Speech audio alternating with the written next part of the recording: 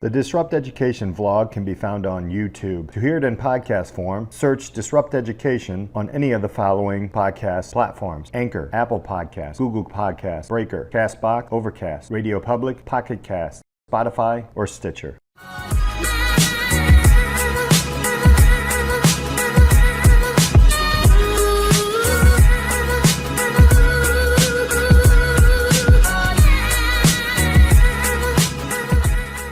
Welcome to this episode of Disrupt Education. I'm Peter Hostrasser, the host. Hey, thank you all so much for listening in today. Do me a favor, hit that subscribe button. You'll get the podcast right away, and you'll help understand a lot more what's going on in disrupting education and education reform. I've got two wonderful guests today, Michelle Blanchet and Darcy Bakkegard, and they have written, for those who are watching, this book, and it's called the Startup Teacher Playbook. They do a lot of different things.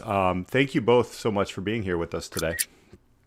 Thanks for taking the time to have us. Awesome. So we're going to start with you, Darcy. Tell us a little bit about what you do and, well, basically who you are and what you're about these days. Yeah, I'm a teaching veteran. I've been in education for about 15 years, 10 years in the classroom, and then the last 5 working as a professional development and technology integration coach. And most recently, joined forces with Michelle to co-author the Startup Teacher Playbook. So my main areas of interest are really teacher empowerment and using professional development to help empower teachers to solve the challenges that they see in their classrooms, in their schools, in their districts, the little things that gum up the day-to-day operation, as well as some of the bigger things that are really preventing student success in the classroom. And so some of that can involve ed tech, some of that can involve my first background. I went to education via theater.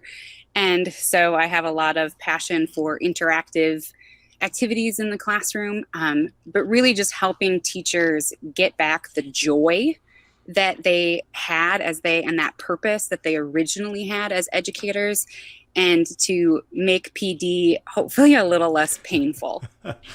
There's a lot of that's going to be needed. The bigger picture is coming through with the pandemic. So, but we'll get into that in a minute. Michelle, tell us a little bit about you and what you're doing these days. Sure. So, former teacher, I've taught social studies in the U.S. and in Switzerland. In both instances, I got a little bit frustrated as well because I didn't understand why we weren't using the professional learning space to cultivate our own ideas. Teachers have great ideas for what our kids need. I think COVID's highlighted that. But unfortunately, as teachers, we don't get a chance often to act on those ideas or to implement the great ideas that we have. That, of course, led me to actually start an organization called the Educators Lab, which Darcy has joined me on. And with that, we actually work with organizations. We also go into schools, and we help them to rethink professional learning so that it actually exemplifies the type of teaching we'd like to see teachers do with students, but it also helps teachers to learn more about design thinking. We mix a little bit of lean startup in, et cetera, so that teachers can actually get a chance to launch ideas and do things that they think will improve teaching and learning for their students. I love that. That's we're going to jump into that in the disruption part. But before we get there, I wanted to ask both of you about your own educational journeys. I think it's important for listeners to hear about, the innovative educators. There's always something in there. So I'm going to pick for those things. And we'll start with you, Darcy. Tell us a little bit about your educational path. Obviously, you were started in theater and as an educator there. But before that, what was your educational path like? And what were some of the things that got you to think in the way that you're thinking now in an innovative way? I was a pretty dorky, join everything dorky in high school. My brother was a total jock. He's 2 years younger than me. And I was definitely his embarrassing older sister who was in like Science Olympiad and even the dorky sports, cross country and track and, marching band and choir, everything speech dorky. So I really liked high school, and I think very early on, I figured out how to play the game of school. I always tell my students, I don't think it really matters if you're a 4.0 student or how you do on these things. To me, the biggest thing that showed me as a person, I knew how to give teachers what they want And I think that was the first, even though I knew that about myself, I don't think the penny dropped at the fault in education until I was a teacher, that I knew how to game the system. So a lot of my students knew how to game the system. So how is that actually learning? How is that authentic? How is that, really helping them cultivate a love of learning and figuring things out? And I majored in theater in college. And so I got done and started working in the Minneapolis theater area, and very quickly realized that I just wanted to do more. And so became an English and theater teacher. In that process, I taught in Wisconsin for a few years, taught in North Dakota, and then ended up teaching at Robert College in Istanbul, Turkey. And that was a formative part in my shift as an educator overall. I think every educator needs to be in an environment where they feel super stupid. I don't know. I've never felt so vulnerable and stupid in my life. And I feel like I'm a moderately intelligent person, but I had a whole new empathy for my students, particularly English language learners, but also just any of my students for whom English class as a course didn't initially click, because that's how I felt every day. Like I felt like I couldn't communicate, I couldn't do things, and I was reliant on all these other people. And it really shifted what I thought was important in the classroom. And I really doubled down on making relationships and connecting to students. And it was through that when I came back to North Dakota and was teaching here, that I just looked at the curriculum. I looked at everything that we were teaching, and I was like, why are we teaching kids this? Why is Beowulf really the mark right now? Like, is that truly going to help my kids? And I love Beowulf. I mean, love it. Have read multiple translations of it, but is that what my seniors need to be successful in the world? And then that ran into all of these no's as I was asking questions. I was shocked by how asking questions in education somehow makes you a bad person, somehow like really makes people angry. I was shocked at the reaction that just by asking some questions like, why do we do this? Like, why is this what we do? I was met by a lot of backlash. And then, as Michelle said, just that frustration of sitting in PD going, okay, like we have an archaic curriculum. I have seniors who are literally reading at a 5th grade level. I have all of these things that I want to be doing. And I'm sitting in this meeting and we're talking about something I don't even know what. I literally could be dusting my classroom right now. And I think it would have more impact on my success as a teacher than what is happening right now. And just through all of that, I just needed to do something else and get out and try to create the type of environment where teacher innovation and teacher joy and teachers' passions were rewarded, and that you could get continuing education credit for, working on things that actually mattered to you.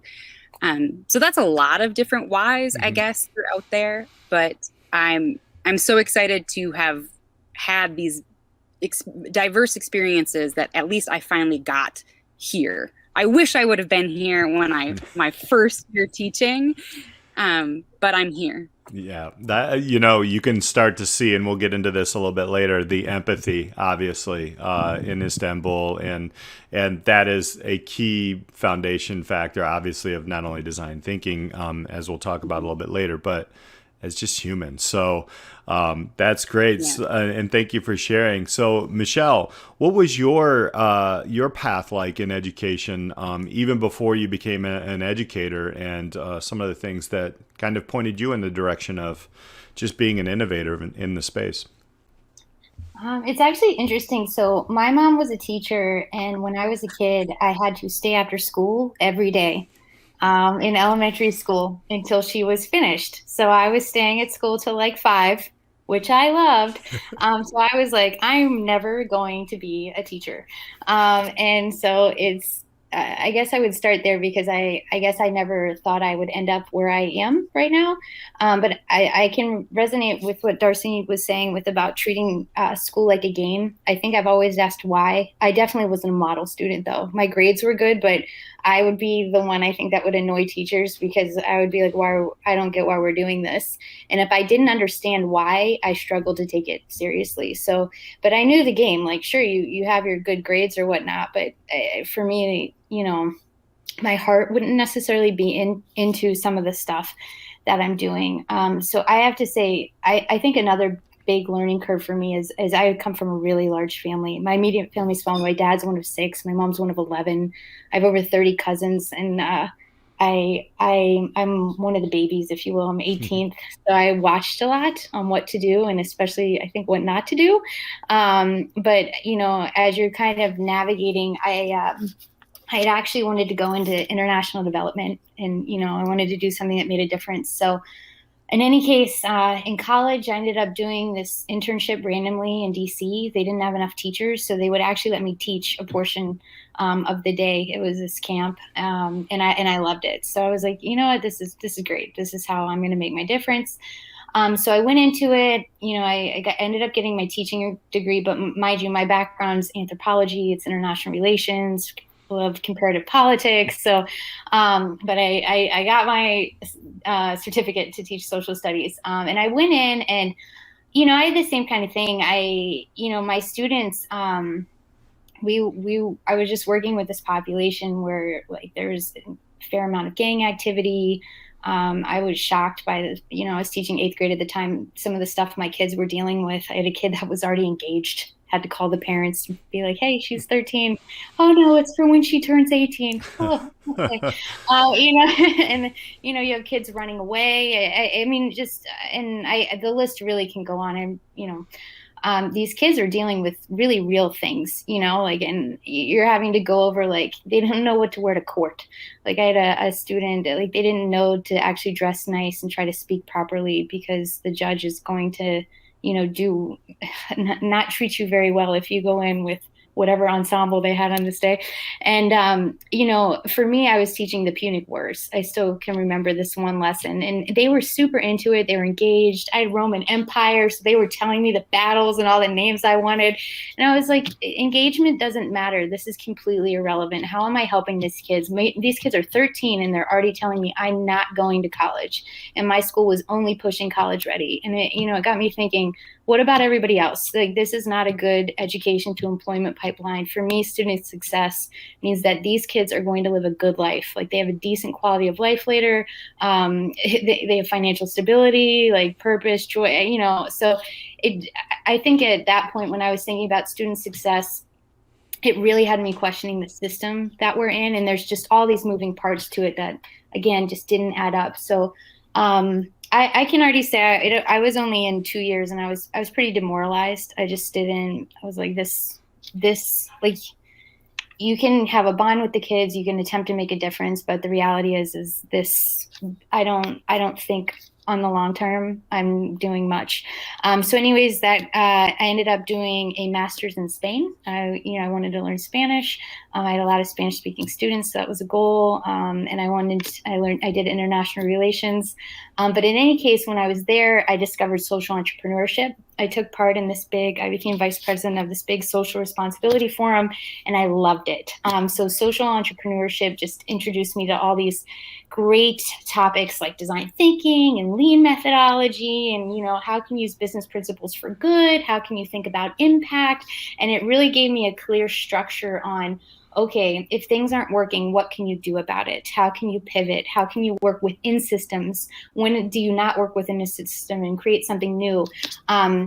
And anyways, that was pretty inspiring, and I took a lot of what I learned from there and took it with me. So I did go back to the classroom for a few years later in Switzerland, but I've always had one foot in the door with social entrepreneurship. I joined different groups. There's Global Shapers with World Economic Forum, Impact Hub. I watched it in Madrid and Zurich and Geneva, and it was just such a great space because as much as the world sometimes can seem crazy, as soon as you're in with this crowd of change makers, you know that there's someone out there working to solve every single problem that there is, and that's empowering and inspiring. And then as an educator, you wonder, how do I take that momentum, that movement, that framework, that structure, and bring it to young people so that they can do the same? I mean, wow. I mean, I almost have chills on both of your stories because number one, that you've both been feeling what many teachers, many more teachers even now are being exposed to, educators in the field, and also the worldwide movement, right? So this is not just in the United States. This is not just in Switzerland. It's not just in Spain. This is across the world. And we all three of us have kind of a synergy when, you know, we've experienced things outside of our comfort zones, and adding the business model canvas, which we're going to unpack right here a little bit, and how you're using that. I just got off. There was one of the previous podcasts from this one with Komal Shah. Is amazing, and it's happy teachers, happy students, right? That just kind of came in both of your stories, and you're helping educators who really want to make a change to give a change. So let's unpack that. That's I think the disrupt education moment of what you all are doing. So let's dive into now what are the things, we can go into the book in the other places with design thinking and such, that you are creating, you've seen, you're working with, and we'll go from there and tell us some stories about, what are things that are working, what are still some struggles and new things that you're seeing throughout the pandemic. And then I'll ask a few more hard questions at the end, but we'll unpack that there. Darcy, we'll start with you. I guess I focus on professional development right now. And so in the last couple of years, I started running something I was calling Educator Innovation Labs. And it's a pretty simple concept. There's a lot of great one-day PD workshops, right, that even have breakout sessions. So there's at least some choice for for teachers. I wouldn't really call it personalized PD because the options are decided for them. But I started offering kind of an add-on to anyone who was offering these choice-based professional developments. And that was part of how I started, as Michelle and I were working on the Educator Canvas, started test running it with teachers to see, does this work? Trying to get a little bit of proof of concept. And it was pretty transformative to just see teachers. They would come on a day one, traditional, sit and get PD, right? Listen to an inspirational speaker, go to some breakout sessions, go home. The next day, I would lead them through just some brainstorming, like reflecting on the day. What were some of your key takeaways? What were you doing? And then I would lead them through, all right, so now you're going to take your inspiration from yesterday and actually design something for your classroom. And we would go through the canvas and they would have time to brainstorm with each other. They had time just to work. By the end of the day, some teachers had designed how they were going to implement Pear Deck into their classroom. Some teachers had designed an overview of 2 years and how they were going to support one student they were really worried about, making sure that kid actually made it through middle school. So it's amazing what teachers can do in the course of a day if you give them the time and the structure. And what was really wonderful and gratifying was that at the end of the day, teachers would look at me and say, okay, well, now what do I have to do to get my credit?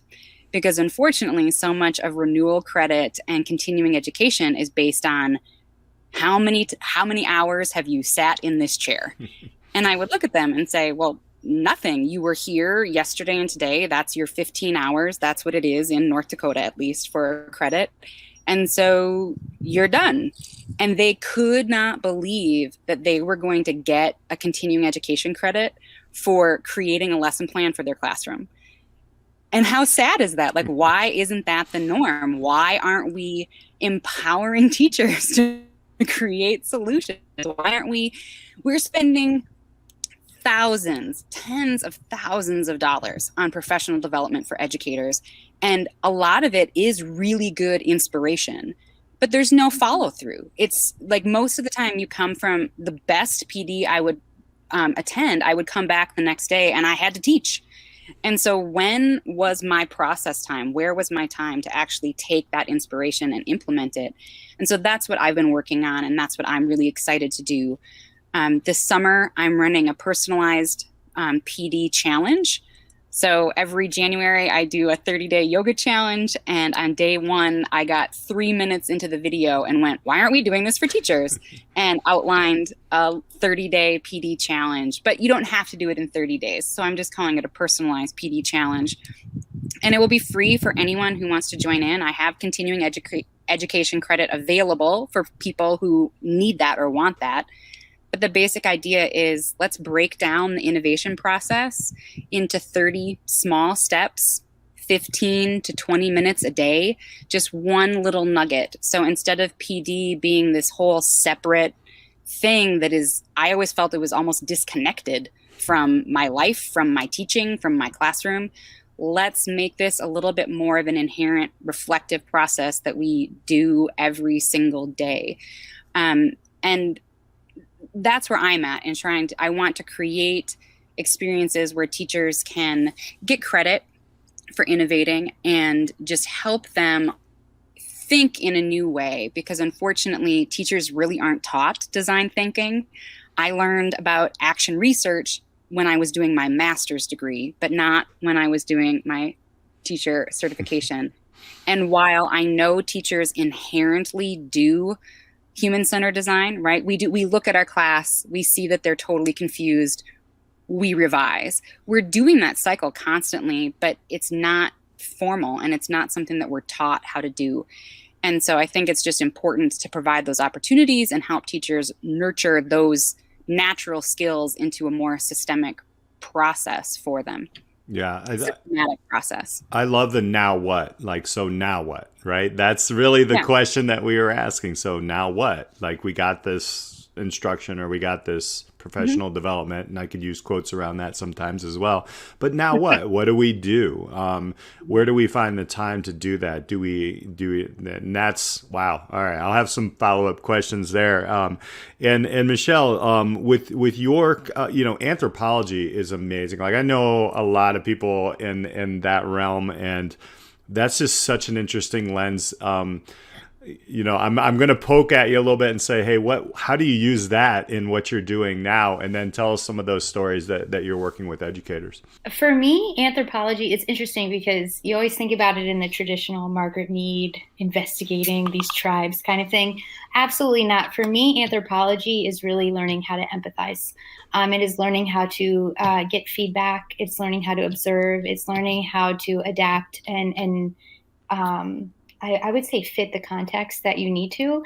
So for me, because anthropology, usually people are like, what a waste. But for me, it actually wasn't. I think it was a great precursor to doing, I would say, human-centered design, and also just working on emotional intelligence, right? Because when you're observing, when you're talking with people, even how to do proper interview questions, this whole thing, you need these things if you're going to innovate. So I actually feel a lot of what I learned as an anthropology major was quite useful. I can go as well into, I think I'm going to dive a little bit more into our book with the Educator and Canvas, whatnot. So a few things that we noticed is we were trying to do some of these more teacher-centered professional learning sort of workshops. And oftentimes we leave teachers fired up, or we do a brainstorming session and then it's over. We do design thinking, and then they don't have time to actually do the empathy piece because you tell them to just make assumptions about what they think their students would want because you're stuck in there that day. And then there's no follow through, right? So we say maybe design a prototype, but then what? So we noticed that implementation is a big pain point. It's a big missing piece towards professional learning. So that said, our big part of our book is something called the Educator Canvas.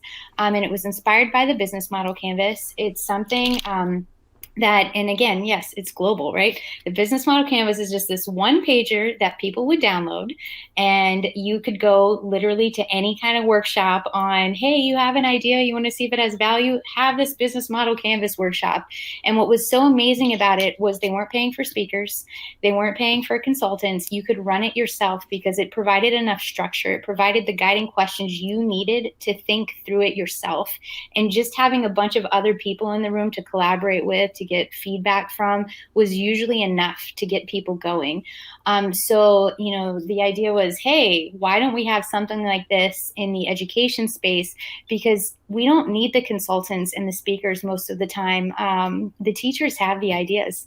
Like if you are a consultant and you go into a school, half the time you're like, why aren't they just listening to their teachers? Their teachers tell you immediately what the problem is, and then they will also tell you what should be done about it. And they're right. So why aren't we, providing a space where these people can, work together, collaborate, and try something new? So that's what inspired us to create this business model canvas, is because, we do hope it disrupts the space.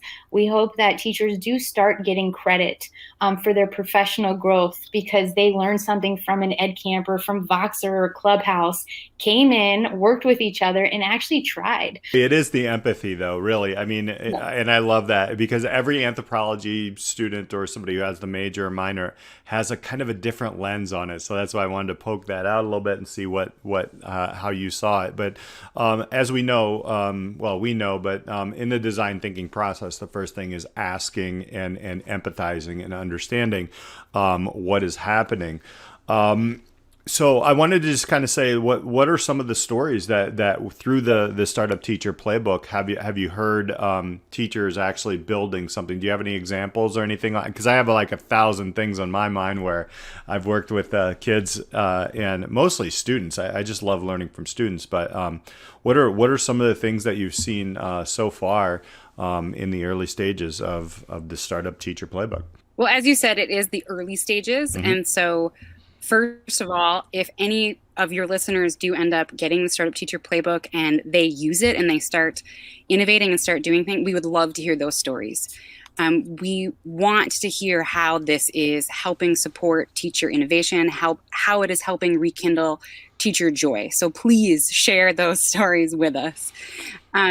Right now, as we've been doing this in a few different areas, one of my favorite stories is from Iowa. Maybe this is what Michelle was going to talk about as well. But a teacher friend of ours, Dr. Mecca Wallace-Spurgeon, is the technology coordinator in Centerville, Iowa.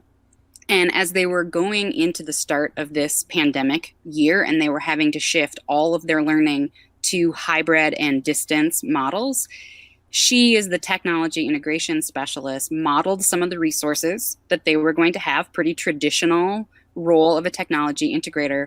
But then instead of saying, so this is what you're going to do, she took a step back, gave all of the teachers the canvas and said, okay, so what problems do you anticipate this new system, what problems do you foresee for the students as well as for the parents? Both users were really important here. Now, using technology, design a solution. What is this going to look like? And so the teachers were really empowered to choose the technology tools that fit their needs, that they thought would help support their learners. To Michelle's point, there wasn't maybe as much time as we would love for user feedback, but I think that was ongoing and inherent in the process, right? Nobody knew what they needed, and none of the users yet knew what they were going to need. And so they were able to, though, personalize at every grade level how they were going to do that first launch. And each team and each teacher took a very different approach in terms of what was important and what they needed to do to prepare for this huge transition to distance and hybrid learning. So I love that helped teachers solve some pandemic stories. I did have a teacher right when the pandemic started who had attended one of my Innovation Lab workshops the previous summer. She emailed me and she said, I am so glad that I had the opportunity to go through this canvas last summer. She said it has made thinking on the fly and designing and thinking about what this is going to look like as we switch to all distance learning, and they did it in a weekend. This school district, they, left school on Friday, and by Monday, the teachers were expected to be up and running fully Zoom classes. And she said she wasn't sure that she would have been able to do it if she hadn't had that practice for herself of just going through and thinking through what questions she needed to ask. So that was really powerful for me, that even if it helped that one teacher make sure that her lessons were ready and made her feel more capable, that was really important and cool for me. Oh, 100%. Thank you. Thank you for sharing that. Was that the one that she stole from you, Michelle, or was there a different one?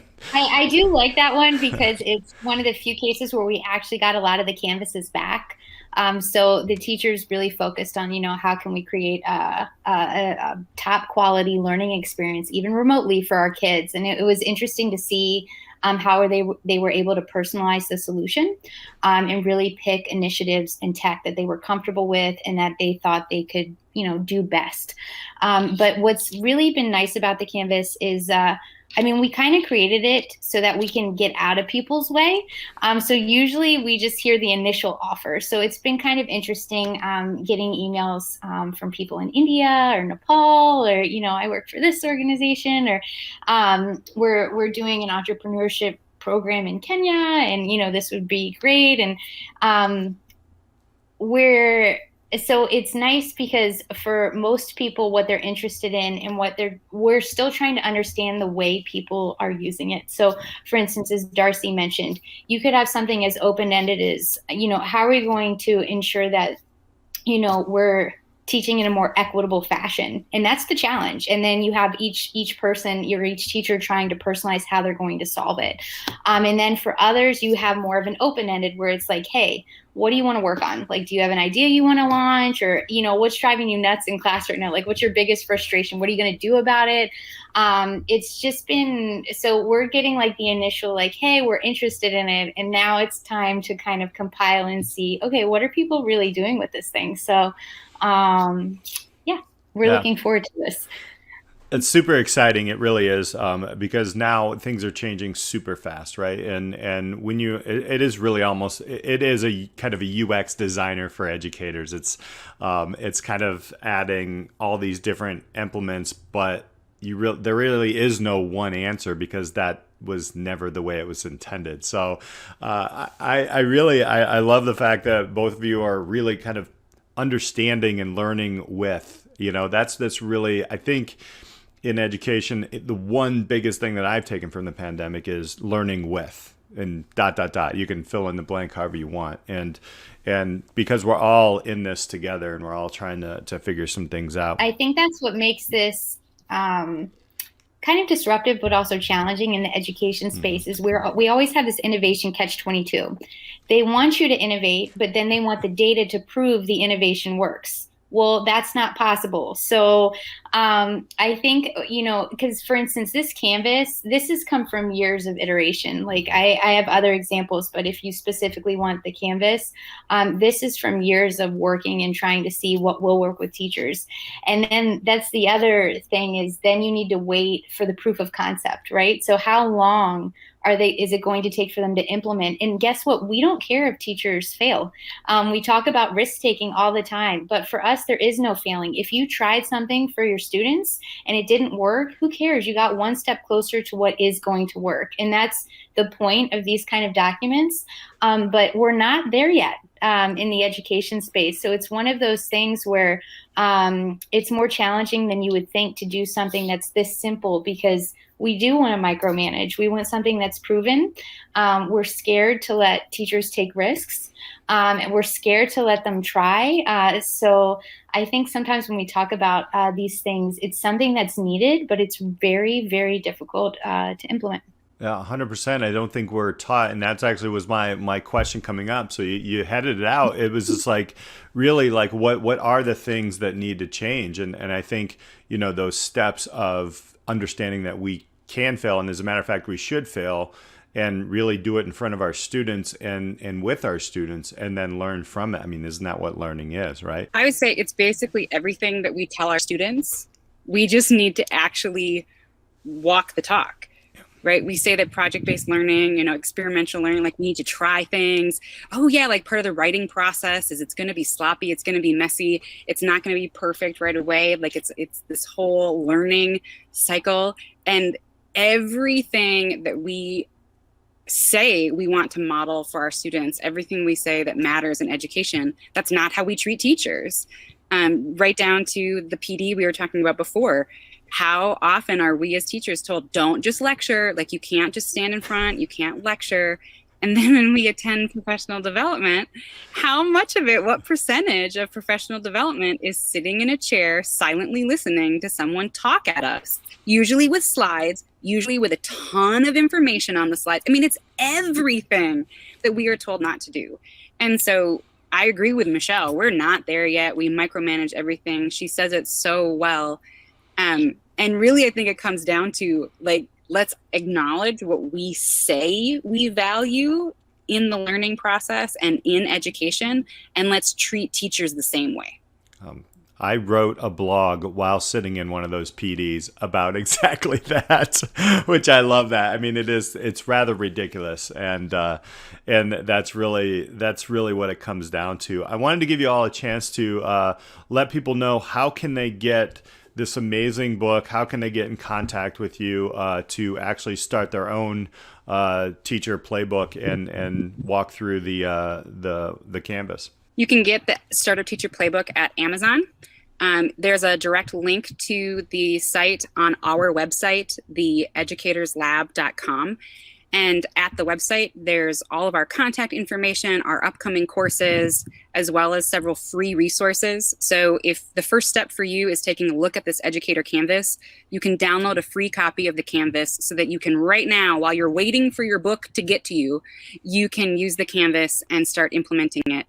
And as I'm saying that, as people are gearing up for end of the year projects, the Educator Canvas, yes, is designed for educators, but it's a great tool to use with students to help them problem solve. It asks a lot of the questions that we want them to think about in doing project-based learning or creating solutions to things. So don't be afraid to download that and see if it'll help you in the classroom with your students for their final projects as well. If the easiest website to remember is startupteacher.org. That will also take you to the book. But yeah, we would love to see if people are using it. Please, add us on Twitter. I'm at Educators Lab. Darcy's let's just do at Startup Teacher. We just got that one, so that makes it easier as well. So startupteacher.org and at Startup Teacher. But we say this because we do want to see what people are doing with this. Like, we created the tool because we don't want people to, think they need to hire us as a speaker or as a facilitator. Like, show you trust your staff by saying, hey, we're going to use this time. We're going to design these projects, download it and see what happens. And then, yeah, we'd love to learn how people are using it and what's coming from it. That's part of the excitement, is to see what can happen when we just, get out of our own way and just trust who we're working with in the building. Great things can happen. I've seen small pieces, and you don't have to start big, right? Darcy, you mentioned it before as well. Like, these are smaller projects. You can do very small projects, like even with one student, like you said. There's no right way to do this. We're not trying to create some ridiculous framework where you need to follow all of these rules to do it right. If just sitting there and staring at the paper and you talked it out with your colleagues is what you needed to get it done, then for us, it served its purpose. So just kind of wanted to add, we're not out there trying to create another insane toolkit where you feel you need to do XYZ to master it. It just doesn't work that way. Well, I want to thank you both so much, Michelle and Darcy, for being here on Disrupt Education today. The book is the Startup Teacher Playbook. We'll put all the notes on how you can get to it in the podcast and on the YouTube channel. But thank you both so much for taking time out of your day worldwide here, as we are, and speaking with us on the podcast. Yeah, thank you so much. Yeah, thanks for your time, Peter. Awesome. And thank you all for hanging out with us and listening. Please check this out. If you're an educator, if you're a board member, if you're an administrator, if you're a parent, if you're a student, there's a lot that you can learn from this. I will go ahead and say yes, you can, because I'm also a business teacher as well. So I love this stuff. Until next time, we'll see you on Disrupt Education.